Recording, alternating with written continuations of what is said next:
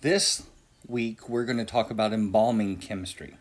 Now, a lot of what I have in this presentation I have already talked about previously in various other chapters or weeks.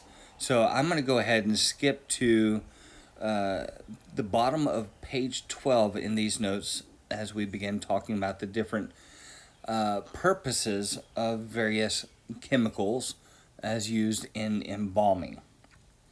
So, one chemical that we use in embalming is called a preservative chemical or a preservative.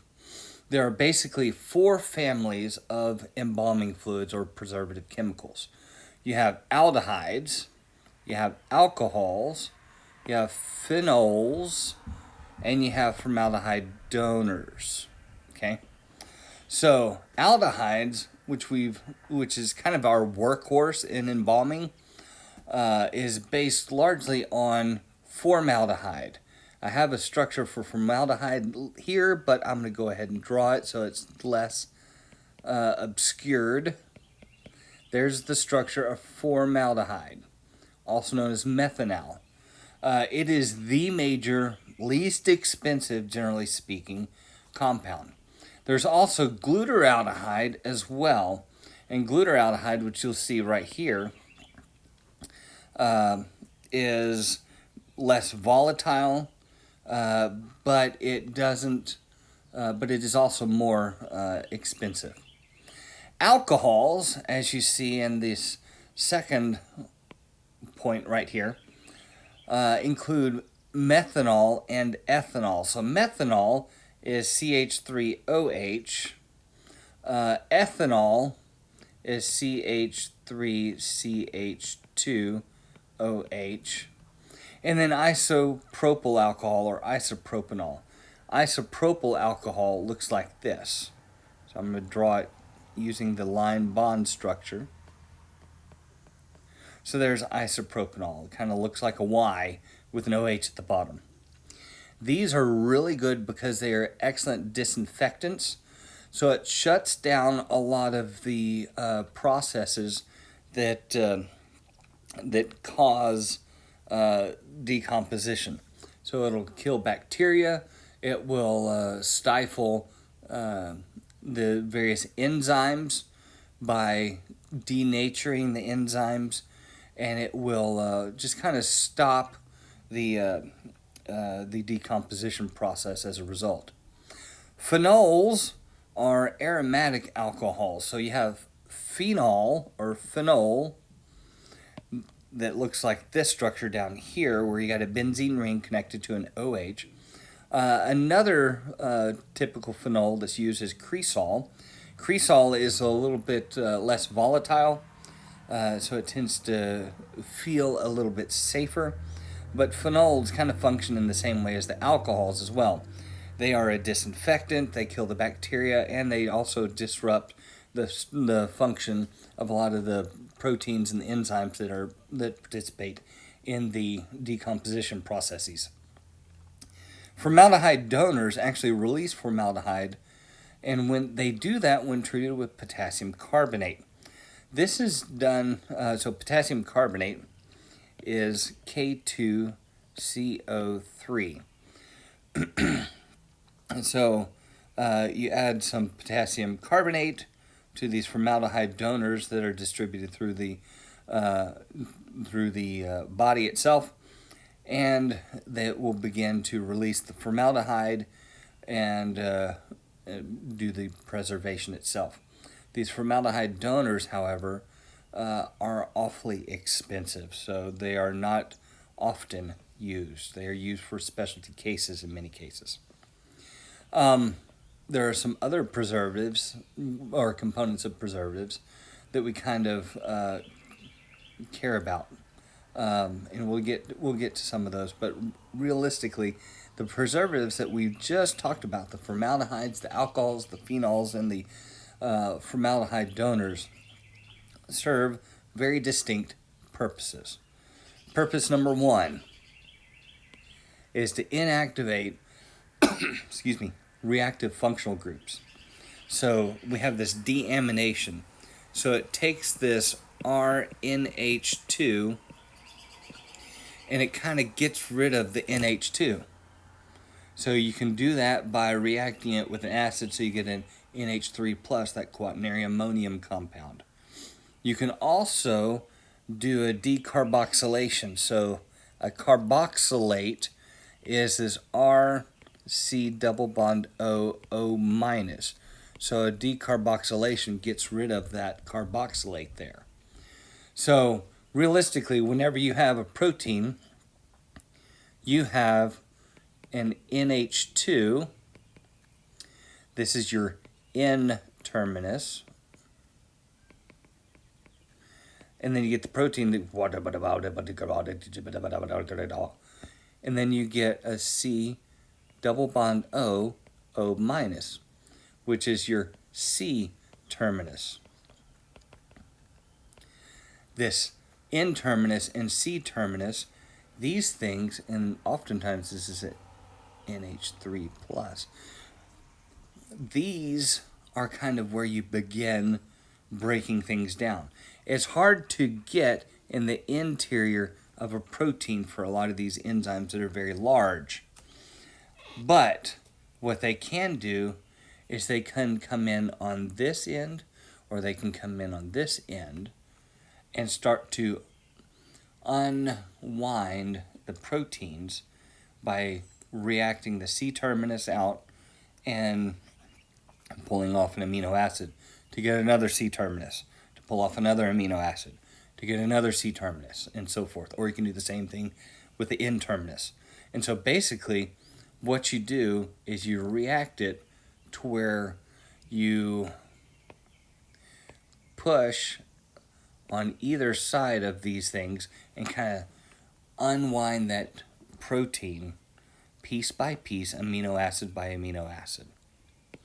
So that being the case, we have to be pretty diligent to shut down the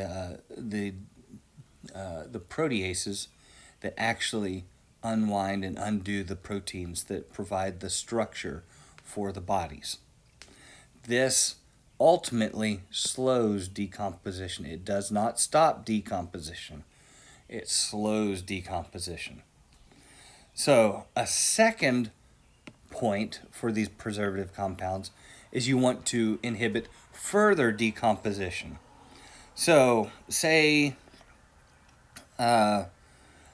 someone expires and they don't have any family in town, and their kids call them once a week or something like that, and after 4 or 5 days the kids call them, they can't get an answer, so they call for a check by law enforcement. Law enforcement comes by, no one answers the door, and the car is still there. There's no signs of forced entry, and they look around in the windows and find the loved one is laying on the ground in early stages of bloat. So what you want to do is you want to make sure that you inhibit any further decomposition. So you want to make sure that the tissues do not further degrade. And so that's one of the points of the preservative compounds as well. Number 3, I already kind of alluded to this. This is kind of this part right here. Pardon the slide here and the disruption in the slide. But you want to inhibit these proteolytic enzymes. So it's these proteases. These are the ones that destroy proteins. And you also want to inhibit putrefactive bacteria and other natural digestive enzymes. So the way you do that, a lot of putrefaction begins at the N terminus or the C terminus. So what do? You can react those things. That is why the formaldehydes are so useful, because what it does is it starts to tie up a lot of those N termini. Because you react formaldehyde with the proteins, and you begin to get rid of all the NH2s or NH3s that are attached, and so it kind of shuts down the proteolytic enzyme activity at the source. As alluded to in point number 3, we also want to kill microorganisms. So it's a disinfection process. So not only are we going to embalm the tissues in the body, but we'll also embalm the bacteria and other microorganisms within the body. And then number 5, and this one's a little bit more kind of, I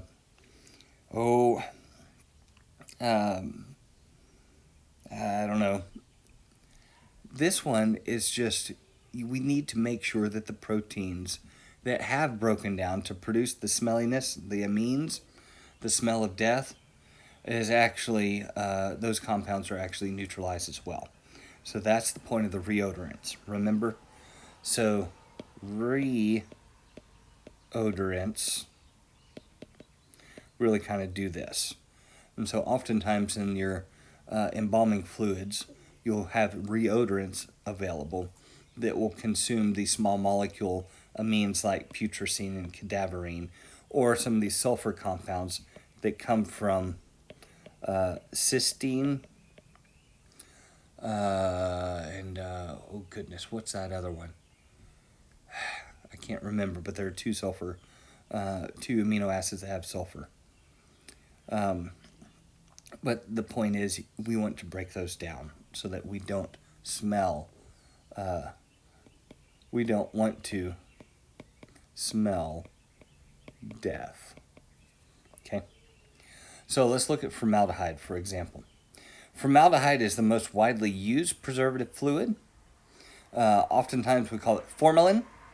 So you'll see it in a couple of different ways. Formaldehyde is obviously a common name. Most of the time you're not going to see it as methanal with an AL, but you'll see it as formaldehyde or formalin. Formalin is 37% formaldehyde by mass, and it actually, in water, forms an aldehyde hydrate. So it forms methylene glycol. So this is interesting. So the methylene glycol, you can see the structure here, where you form kind of this way.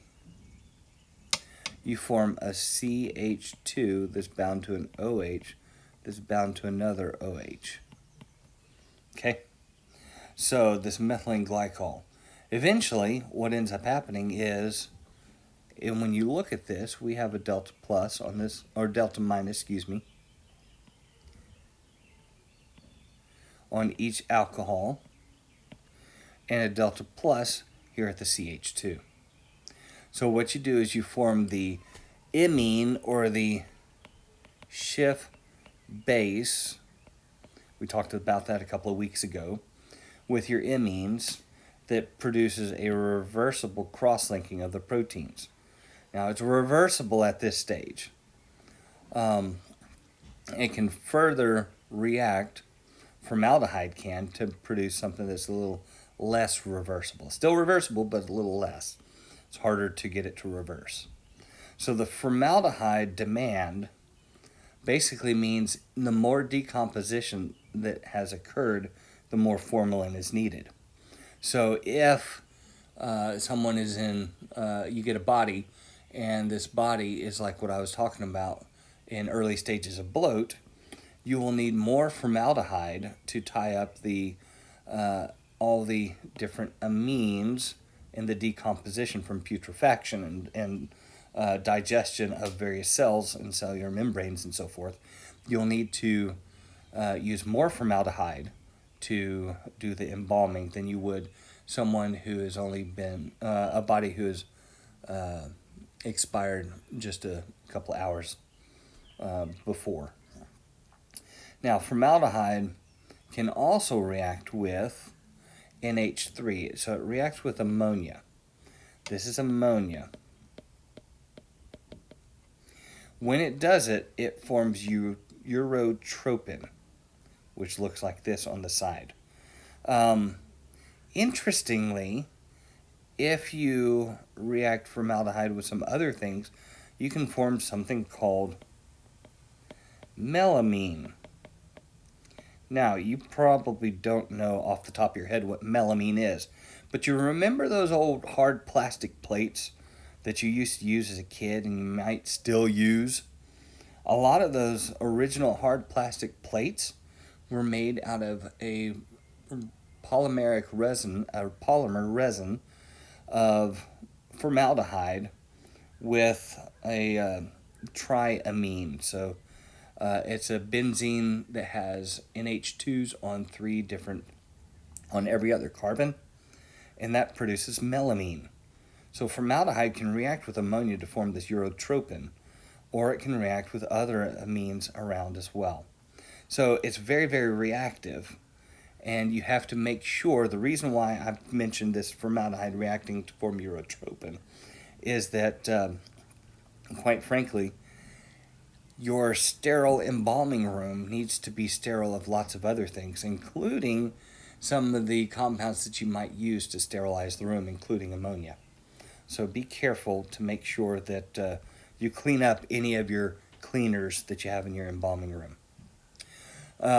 These preservatives, the aldehydes cross-link the proteins, as we've talked about before.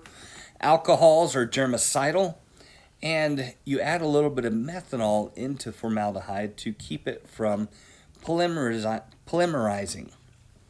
Phenols disinfect and preserve. Formaldehyde donors release the formaldehyde with potassium carbonate. You can also use quaternary amines, so that works for surface disinfection of skin, oral and nasal cavities, instruments, and stuff like that. Sometimes used as a supplemental germicide. Remember in the previous lecture we were talking about fungal formation around various orifices. Quaternary amines are especially good about mitigating fungal infections and fungal growth. And then these aldehydes, alcohols, and phenols actually dehydrate tissues.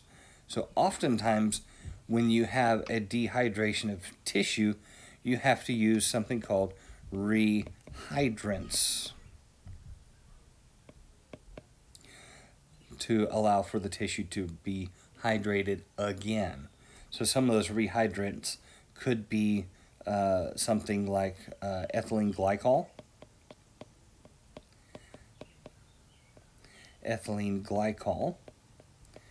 You find that in antifreeze. Or if you have the polymerized version of ethylene glycol, I'll just call it EG here, you can use polyethylene glycol. And you'll find that in a lot of cosmetic products as well. So dilution, we've talked about this before. Do you remember when we talked about M1V1 equals M2V2? Dilution is an important thing. So if you have something that is a 25 index that you need to dilute to an index of 2, and you need 256 ounces of an index of 2, you're going to need 10.2 ounces of that 25 index formalin solution. And so a lot of times, what you can do, simplicity says, well, you take this body, or this is a standard embalming process, so all we need to do is go ahead and use this bottle with this situation and move on. There are some places that don't have as much volume, and so what's a little bit more useful for places that are lower in volume might be to purchase a larger container of a more concentrated, or in this case a 25 index formalin solution, and then you can dilute as needed so that you don't have so many issues with having to have a bottle for this situation or a bottle for that situation. Remember, when you have alcohol as a solvent, We call that a tincture. So that becomes pretty important for a lot of preservative chemicals that involve alcohols. Humectants help retain moisture. What I called that just a minute ago was a rehydrant. But the fancy name is a humectant. So glycerol is one type of humectant. Remember, glycerol comes from the hydrolysis of fatty acids. And so glycerol looks like this, where you have a CH2, CH, CH2. And off of each of these you have an OH. Up to this point I've called glycerol glycerin. So that's kind of interesting. You can also use sorbitol, which is a polyhydroxy alcohol. Some people call this a sugar alcohol, which is kind of interesting because sugar alcohols are often used in foods and so forth. Other glycols are pretty important. We've talked about polyethylene glycol. That's that PEG that you will see sometimes. What you find is these alcohols, we always see something like this. We always see lots of OHs. All these humectants have lots of OHs, even lanolin. Lanolin is kind of an oil, a lotion, if you will, that helps to preserve hydration. So it's a humectant. Buffers. It is incredibly important to maintain a good pH. The reason why you want to maintain a good pH, specifically to keep a pH that's fairly neutral here, is to prevent the loss of formaldehyde. So you can use lots of different things as buffers. So we've talked about phosphate buffers, and remember the phosphate buffers are based on a PO4 3- system. We talked a little bit about that last time. You can also use borax, which is also a detergent, interestingly enough. Citrate, which comes from citric acid, and you can even use EDTA as something that helps with buffers. So these are fairly common, but because of the expense, we don't typically use citrates as a buffer. EDTA falls in the same category where it's fairly expensive in terms of these buffers. Borax is fairly cheap, but there's always a but, right? But it's a great disinfectant too. So the question is, are you going to use it as a buffer? Or are you going to use it as a disinfectant? But these phosphates are kind of the go-to. They're fairly inexpensive. The chemistry is very well known. We already know that it's going to work well with whatever body we need to embalm. And so that kind of works well.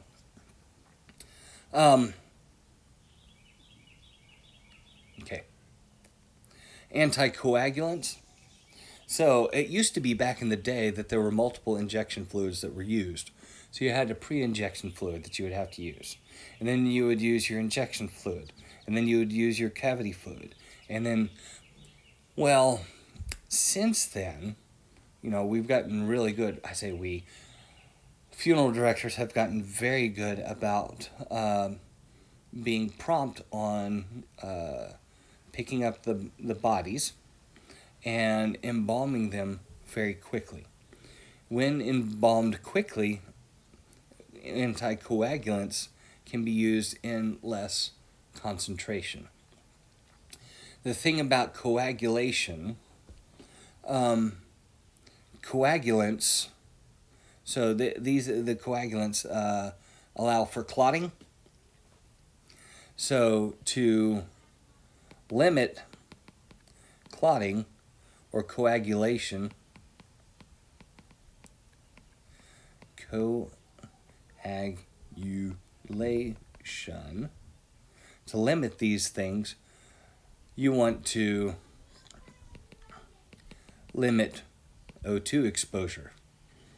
Well, for a body that has recently expired, the O2, the oxygen, hasn't really gotten into the system very much. We haven't expanded. We haven't produced any more cavities or bloating or anything like that.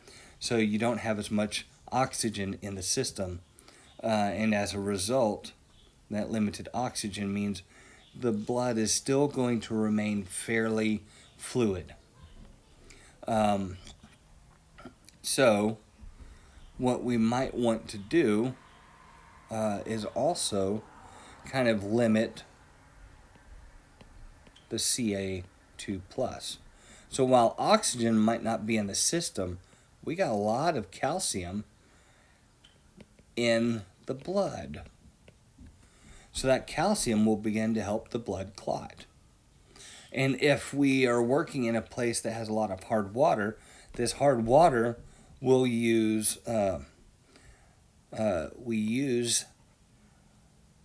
to dilute our embalming fluids, our injection fluids. So sometimes what we'll use is we'll introduce EDTA as an anticoagulant.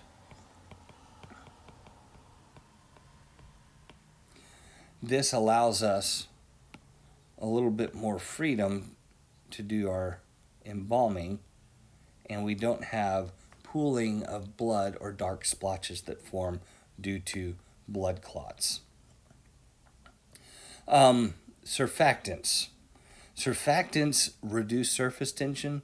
A common detergent that we use is sodium lauryl sulfate, also known as SDS. Sometimes it's a sulfonate, but it has one less oxygen. So sodium lauryl sulfate, the lauryl means you have 12 carbons, if I recall correctly. So we'll do a bunch of zigzags. 1, 2, 3, 4, 5, 6, 7, 8, 9, 10, 11. There's the 12th carbon. That 12th carbon has this thing normally, okay? But in this case, what we'll do is we'll react that 12th carbon with a sulfate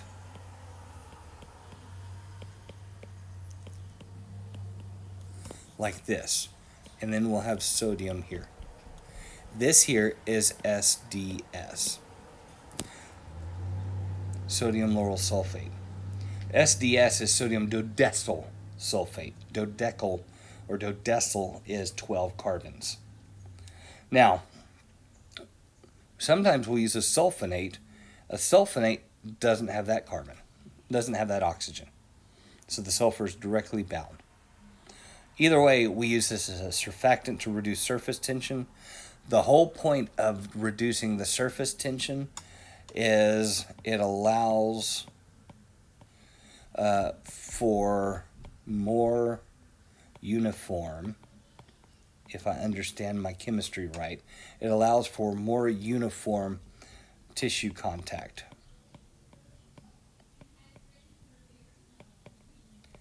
So as you're doing the embalming, it allows for the tissues to come into contact with more of the embalming fluid because we have disrupted the surface tension. We have reduced the surface tension. So now then we get better penetration of the embalming fluids. Dyes are often used for a recent expiry. Dyes aren't used as much in many cases, but you'll recall that I mentioned a case where a former roommate of mine picked up someone who had died of liver failure. So they had lots of bilirubin in their system and was therefore yellow. So we would need to use something to make that body look more natural. And so we would add reds. And so I want you to notice that there are actually 3 different reds that are very common. Erythrocin, which is a nice, just kind of a neutral red, if you will. Poncho red, which is a cherry red and is a fluid. So this is the only one that's a fluid. Everything else is actually solids that we have to dilute and we have to put into solution. Or amaranth. Amaranth is very dark red to purple. Now that's a suspected carcinogen, so it would be nice to not use that except in extraordinary cases. And then eosin uses yellow-orange. Now, part of the reason of using these dyes is because, if you'll recall, whenever we're doing the visitations or we're doing the actual funeral services, what we like to have is we like to have a light that's above that's red. We need a light that's green. And we need a light that's blue. And so by shining this blue light onto,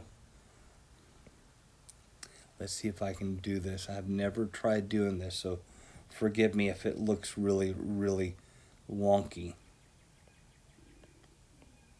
So we've got this beautiful casket here.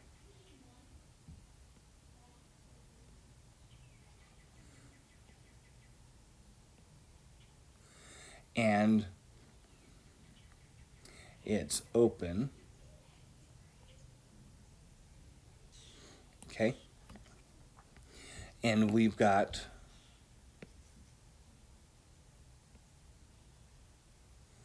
a body sitting in here.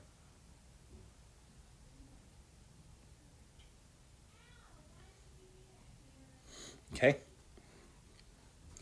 Whenever we shine these lights in, we want to make sure that these lights, which are obviously going to be shining in, and the whole point is to focus them onto that body. What we want to do is we want to make sure that that body has a very natural coloration. And so the addition of the eosin or the erythrocin or the poncho red or the amaranth is to make sure that the body has a good natural coloration. Because all of us know that makeup only does so much. We actually do need quite a bit of, you got to work with what you've got. And makeup can't cover up all things. Not and also look natural. So to minimize the amount of makeup is great, and these dyes can help with that situation. Reodorants and deodorants are either perfuming or masking agents. So eugenol is from cloves. Benzaldehyde, as we've talked about before, the aldehyde, the RC double bond OH, will react with residual NH2s, right? To end up forming a Schiff base. When that happens, we've gotten rid of the stinky amines. Same thing can happen with methyl salicylate, except the way the methyl salicylate works, you end up taking this, it's the OH of the methyl salicylate for the phenol will react with the amines to end up forming RO minus plus H3N plus R. Again, it gets rid of the stinky amines. Oil of sassafras and eugenol do something also very similar. So a reodorant gets rid of the stinky stuff and makes more of a neutral smell. Because we all know that you can't very well cover up with a perfume the smell of death. You actually need a reodorant to make this work best. Now you got to be acutely aware of toxicity. Now what I want to point out here is toxicity is water is toxic in wrong concentrations. So toxicity really kind of cares about not just toxicity, but it also, we need to talk about exposure. Formaldehyde is very toxic, but if you limit your exposure by making sure you've got good airflow, then the toxicity goes way down. Water is extremely toxic when inhaled. However, by not inhaling it, it's not near as toxic, right? A poison is something that puts life in danger when absorbed into the body. So a poison can be either natural or synthetic. It just kind of depends.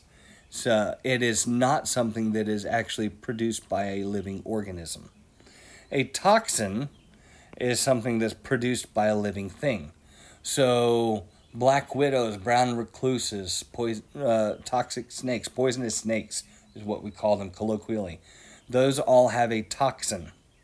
Tetrodotoxin will actually lower the heart rate very, very low and kind of emulate a state of death.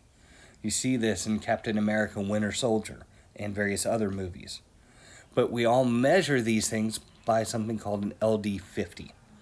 That is the lethal dose that kills half the population, whatever population we're looking at. Most of the time when we're talking about toxicity and exposure, so toxicity is how terrible is it to you, and exposure is concentration.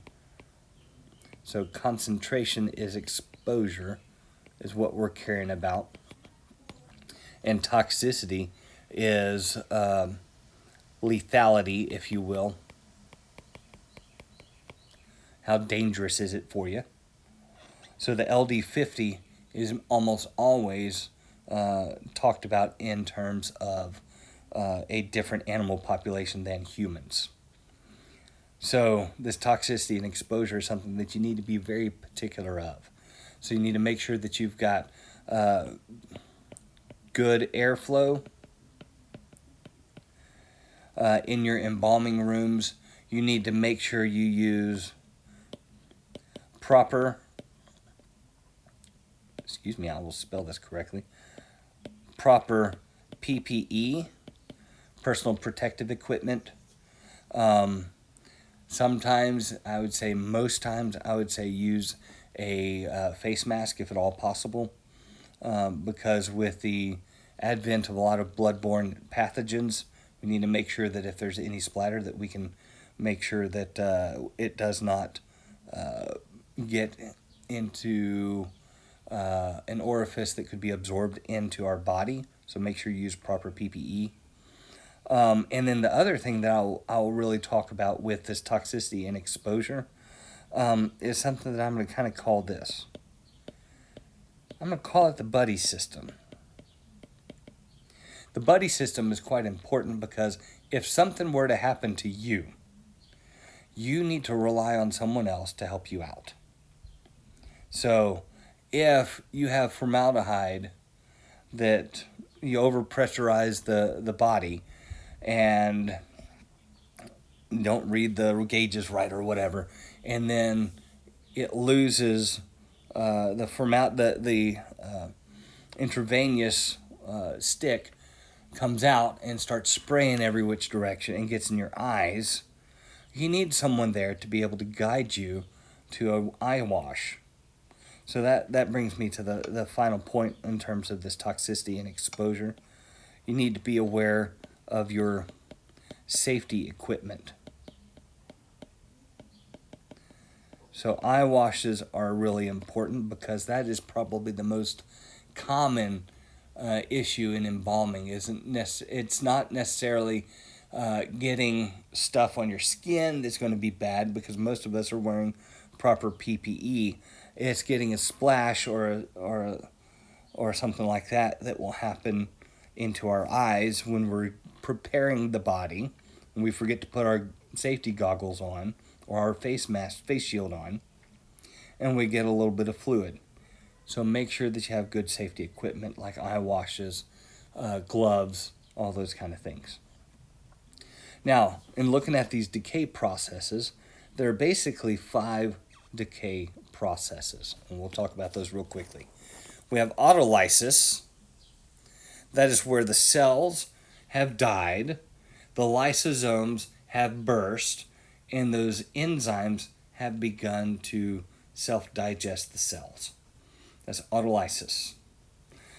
Some of those enzymes actually participate in something called hydrolysis. So one of the things in the lysosomes, one of the enzymes that you'll find are something called lipases.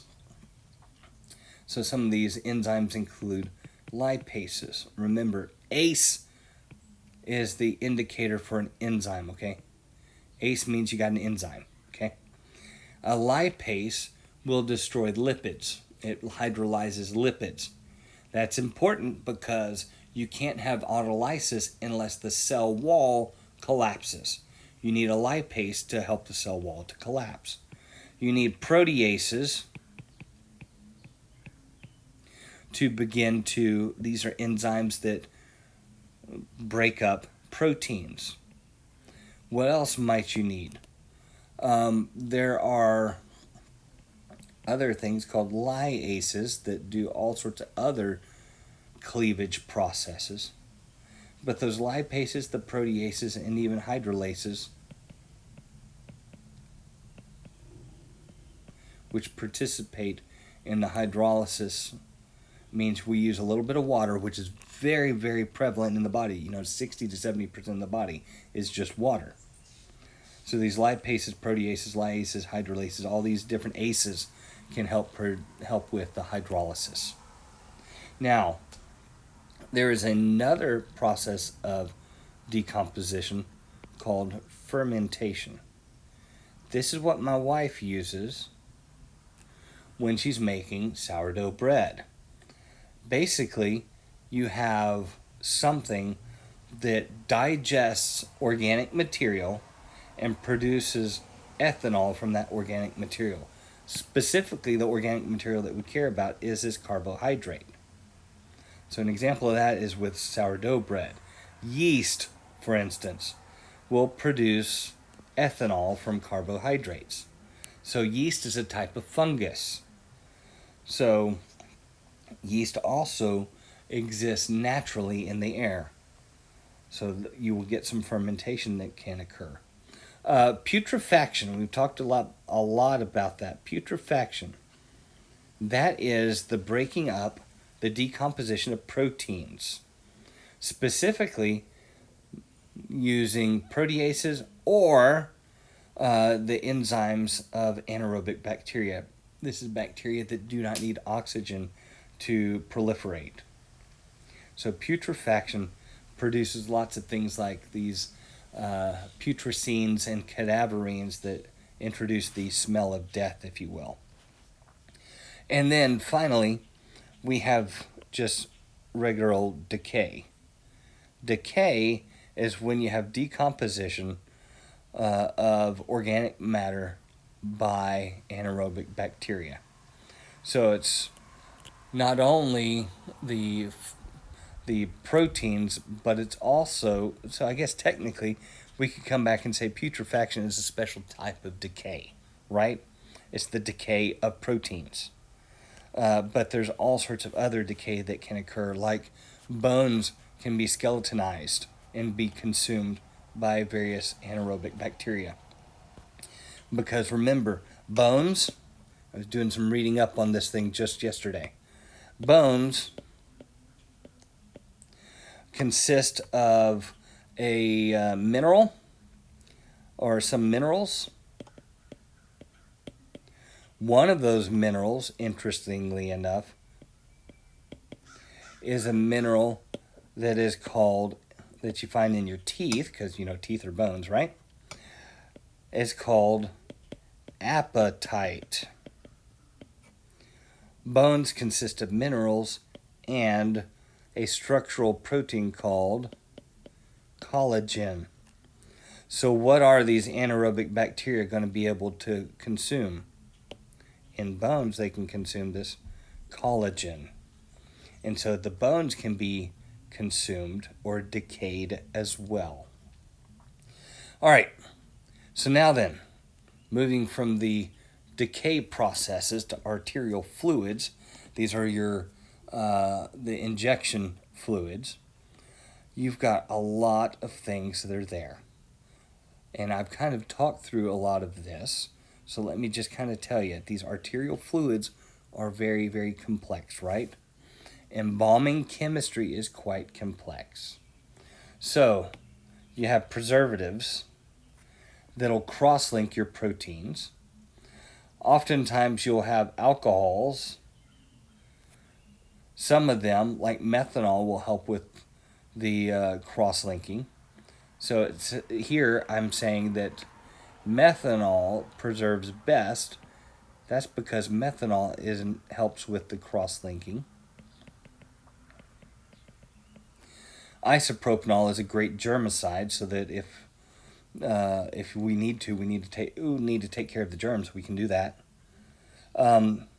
So, for instance, with all the COVID-19 that has occurred recently, we might be a little bit more preemptive to use isopropanol to kill the virus that can persist on skin for up to 3 days, is what I've seen in the literature. We can use phenols to help precipitate your proteins, but there's a problem. They can bleach the skin.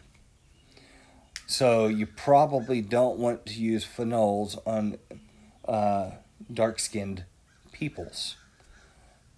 Formaldehyde donors release formaldehyde with potassium carbonate and is fumeless. So these things are very safe, but they are very expensive and it's a 2K process. Typically, by 2K, this is an old Germanic kind of thing, zwei component, which means two components. I bet you could have guessed that one. So you got to have the donor, and then you got to inject the potassium carbonate as well. You also have not just formaldehyde donors, but you have supplemental germicides. So quaternary ammoniums for surface disinfection. So most of the time, a wash of the body is a great thing to do, just to get rid of any excess germs that are on the surface. And then after washing the body, sometimes you'll apply lotions or other humectants to help retain the water, so it kind of acts as a seal, so that water stays within the body and you don't get continuing dehydration through skin. Because remember, skin is quite porous, no pun intended, and can leach water quite readily. You can use all sorts of other modifying agents. I didn't talk much about those, but the whole point there is to make sure that you distribute and diffuse the embalming fluids well. Making sure that you use a buffer that is going to resist pH changes is important, because you don't want to decompose too much formaldehyde. So you want to keep that buffer near 7. So look at this. It says you want to keep it about the 7.2, 7.4 range. That's natural. That's the natural pH range, right? So if we can keep it fairly neutral and that neutral and natural pH range, then that will be very, very helpful. So we'll also need to use some anticoagulants to avoid blood clotting. EDTA is a great anticoagulant. Notice here that we have EDTA in 2 different places. So some of these compounds actually have multiple uses. Surfactants are useful to break up surface tension, like SDS. We've talked about SDS here, sodium lauryl sulfate or laureth sulfate. It breaks up that surface tension. Again, that SDS can begin to act like a better distributor of, it can help with increased contact with tissue. That increased tissue contact is very important to make sure that you have good embalming. Sometimes we'll use dyes. These dyes, make sure, whatever you do this in low concentration for two reasons. These dyes are expensive, and number two, they are also, if you use them in too high of concentration, you're going to get an unnatural coloring. Really,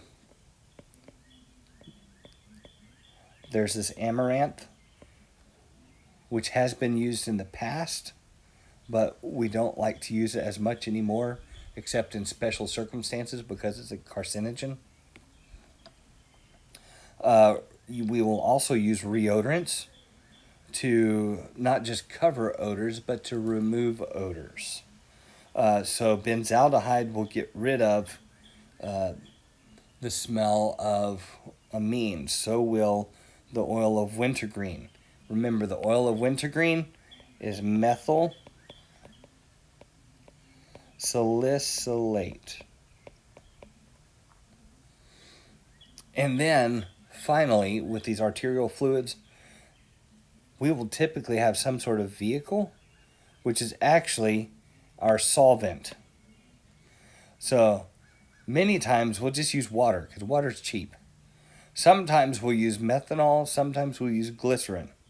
Regardless, it cannot react with the body. It is an unreactive vehicle, is an unreactive component. It is an inactive ingredient. There's a problem here, though, with glycerin. Glycerin has a relatively high viscosity. So glycerin needs to be used typically only when you can be sure of no arterial blockage.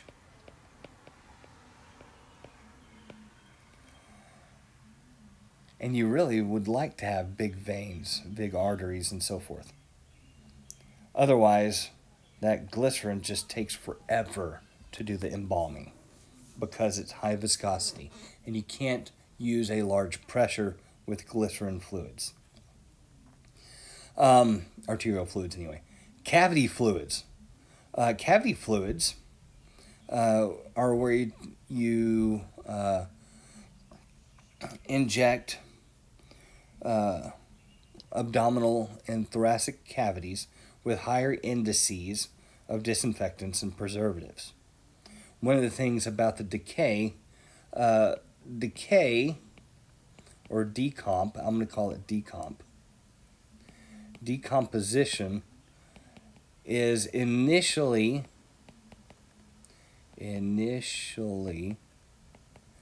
fastest internally, specifically with your organs. The organs will decomp much faster than much of the rest of the body. Muscles, skin, those do not decompose as fast as the internal organs. Brain, heart, lung, liver, gallbladder, pancreas, intestine, stomach, all these things will degrade very quickly, will decompose very quickly. And so, as a result, because the decomposition is fastest in these internal organs, we therefore, so the little dots right there, therefore need a higher concentration or index fluid. So these cavity fluids are a little bit different. They have higher concentration. The reason being It depends on that decomposition, depends on time. We've talked about that before. The nice thing about the cavity fluids is that you need no dyes, you need no reodorants, you need no modifying agents. Remember, with the injection methods that are used, all of these internal organs are pierced and punctured, and so we get good tissue contact with all of the cavity fluids and the tissues, and so we are able to inhibit the decomposition much faster. Now, they will have the preservatives and sometimes germicides and surfactants as well as your solvent. But you don't need the expensive dyes or the reodorants or other expensive modifying agents. So that's pretty amazing that we can do that. So cavity fluids tend to be kind of your a bit of a workhorse fluid. You have some accessory fluids or supplemental fluids that are sometimes used. You have pre-injection fluids. These pre-injection fluids allow for injection. So low concentration preservatives, often you have no formaldehyde, but sometimes with these pre-injection fluids, what we might have are lots of anticoagulants. So if there's a body that has been, going back to my example from previous of a person who expired 4 to 5 days ago and hasn't been embalmed, there's beginning stages of bloat. We're starting to get some settling of blood and some pooling of the blood and other fluids, and so we get discoloration as a result. What we might need to use for the pre-injection are anticoagulants to help make sure that we don't have plugs in the arteries. It helps to move those plugs. Sometimes we will condition the water. Sometimes we'll use surfactants. Remember that surfactant is a great SDS because in the original in the example that I gave, being having expired for 4 to 5 days, we're going to need some humectants because we're going to have some dehydration to have occurred. Now, you might not be able to see that dehydration. Oftentimes you can't in those early stages of decomposition. What you end up seeing, the dehydration is actually internally. You might not see a whole lot of wrinkle formation and the kind of pruny, if you will, form on skin. But there is dehydration that has occurred. So you might want to use some of these humectants, some of these ethylene glycols and so forth. Sometimes you'll use a co-injection. Those tend to be pretty similar to pre-injections. Again, that's a case-by-case basis. You often don't need to do that. And then restorative fluids are sometimes needed. A lot of these restorative fluids are, for bodies that have been highly dehydrated. So a great example of something that we would need a restorative fluid for in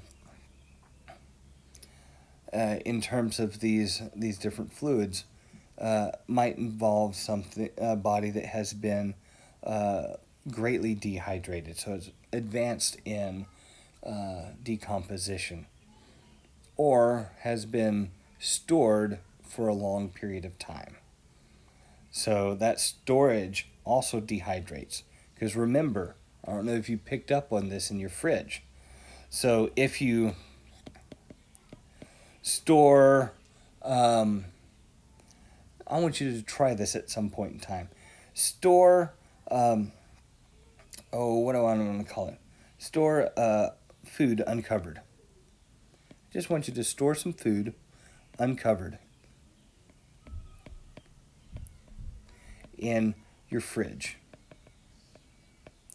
You know what's going to happen when you store your food uncovered in the fridge? It's going to dehydrate. And it doesn't take long to dehydrate. So when a body is stored in refrigeration, it is not sealed, so it often dehydrates. So a body that has been stored for a long amount of time without embalming often will need some humectants to rehydrate the body. There's other special fluids that are used. Some of these fluids include jaundice fluids. You cannot use formaldehyde in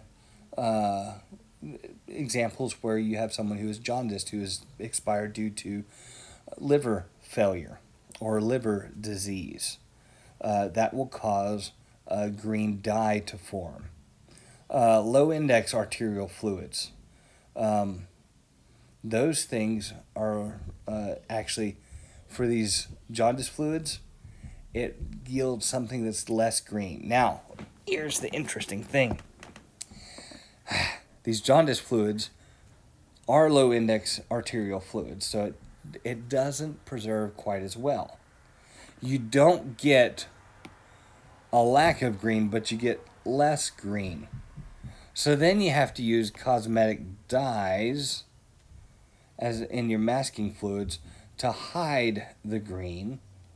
Sometimes you can use bleaching fluids.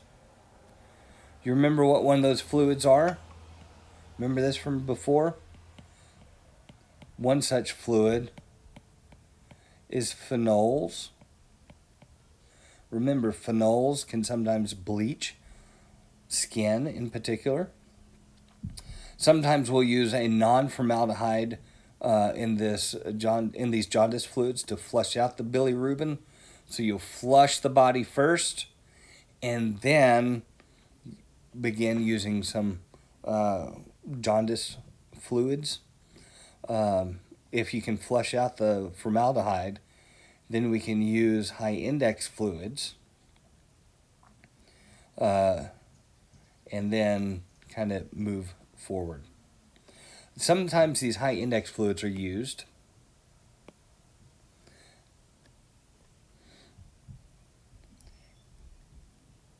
but that formaldehyde does have a limited H2O solubility. Do you remember what the H2O solubility of formaldehyde is? That's right. It's a 37 index. So sometimes what needs to happen is to use more ethanol or methanol or isopropanol, some other alcohol, to help to eliminate advanced decomposition, or at least limit any further advanced decomposition. Restorative fluids tend to contain more humectant. What's the humectant that's often used? Lanolin. It's a great oil. It keeps you nice and hydrated, and it's used really, really prolifically in a lot of different situations. And then sometimes we need to use edema elimination fluids. So edema is basically where your body kind of absorbs fluids, and this absorption it holds on to fluid, so you get lots of swelling. Edema is just swelling due to fluid retention. So you'll need to get rid of some of the edema so that you can get the beautiful compliment from the family that says, "Oh, she looks so much better than she did in the hospital." That is a sign of really, really good embalming and good work. Autopsy chemicals. These are a little bit more rare. We don't do a whole lot of embalming of autopsy bodies, just simply because autopsies are typically not done for the average death. So some of these autopsy chemicals we have to use because The organs are just simply no longer supplied by arteries. So most of the time, we'll use solids directly. So one of those that we can use is paraformaldehyde. So that's a preservative and a disinfectant. You dump it into the cavity. The cavity's already opened up, so it works pretty well with the Y incision. You can use aluminum chloride. Be careful there, because aluminum chloride will produce hydrogen chloride gas. This is quite toxic. It's whenever inhaled, it becomes stomach acid in your nasal passages, in your lungs, in your esophagus, in your trachea. It hurts bad. So you want to avoid aluminum chloride when at all possible. Because unless you have really, really good, you need not just good, you don't need just good, you need excellent. Excellent air handling. In other words, you need to basically work with it outside, or you have an air exchange that's on the order of the room has its entire air exchange on the order of 2 minutes, every 2 minutes. Another compound that is very useful for as a dehydrating agent and disinfectant is alum. Alum is a natural mineral. It's fairly inexpensive. You can actually purchase it in the spices at your grocery store. It's a great dehydrating agent and disinfectant. Wood flour, old school embalmers would use wood flour for some of these autopsy things. In fact, there's a lot of examples of that in the literature of wood flour's use in embalming. And then another one that can be used is plaster of Paris. So here's the problem. Alum, while it's a great dehydrating agent, while plaster of Paris is another great dehydrating agent, these two things right here, these are very heavy. And by heavy, what I actually mean is dense. So it increases the weight significantly. Oftentimes that is not something that is wanted to be done, especially if you're going to have pallbearers moving the casket, as is typically done in tradition. So you need to be careful about what's chosen in terms of these autopsy chemicals that are used. All right, so finally, what I want to discuss is the stability of your embalming fluids. The stability of these fluids is a deal. They do not have an unlimited shelf life. You have to make sure they are stored well. So, for instance, you need to make sure you pay attention to temperature. High temperature can cause the polymerization of formaldehyde. This here is formaldehyde. So sometimes what we'll do is we'll use methanol as an anti-polymerization agent. You don't have to use a whole lot of methanol in there, but a little bit will go a long way. And methanol is not a bad thing to have as an embalming fluid. You need to pay attention to time. There is a limited shelf life for most of these embalming fluids. Now, I'm saying it's a 2 to 5 year shelf life. I would say you probably need to err on the side of lower.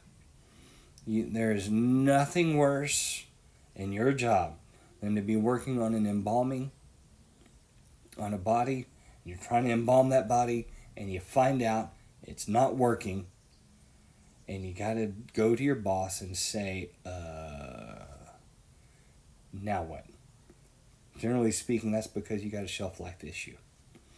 And so these things, typically the shelf life that we really care about, you need to be very especially aware of if you're working in a funeral home that has a low volume. So if you're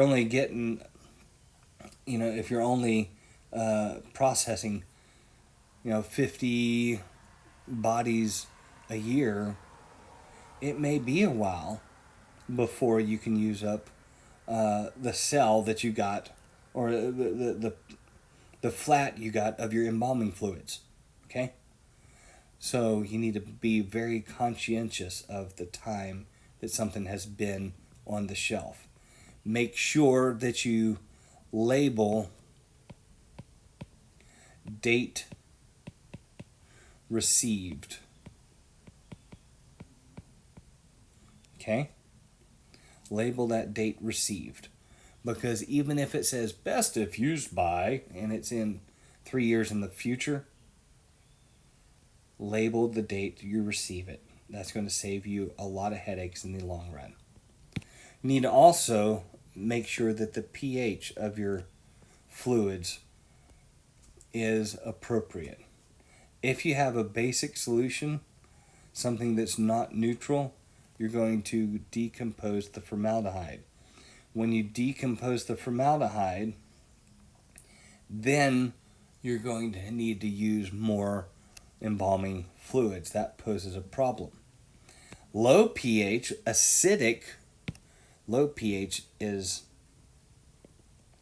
acidic solution will polymerize your formaldehyde.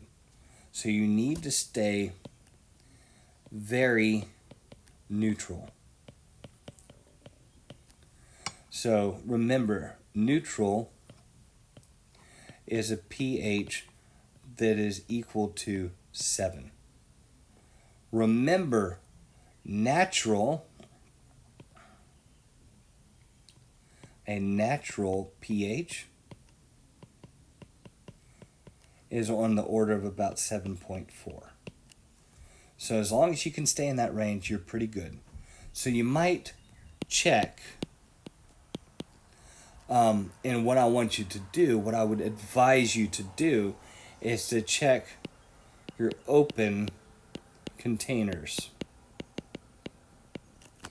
pH is more likely to change with open containers than with closed, sealed containers, things that you have not opened yet.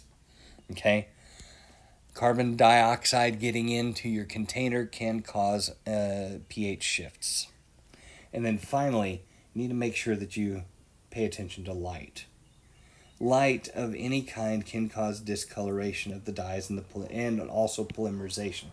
The light that is most detrimental is ultraviolet light. So you want to avoid a lot of sunlight. Sunlight has a lot of ultraviolet light. And you'd really like to avoid fluorescent lights. So there's a trend of late to go to LEDs. LEDs tend to be a little bit better, more user-friendly, more environmentally friendly, greener. And what you do with these LEDs is you get a light that has a very narrow wavelength range, and so it pretty much eliminates any ultraviolet light that you have. The problem with the LEDs is they tend to be a little bit more blue, and so it's more difficult to get a good coloration on the body, given the fact that the LEDs are a little bit more blue. All right, so that concludes my spiel on embalming chemistry. It's a fascinating batch of chemistry, and I hope you've enjoyed it as much as I have. So, I guess at this stage of the game, now then, next week, or in the next near future, we need to be reviewing this entire course to make sure that we understand all the intricate process of chemistry involved in funeral directorship.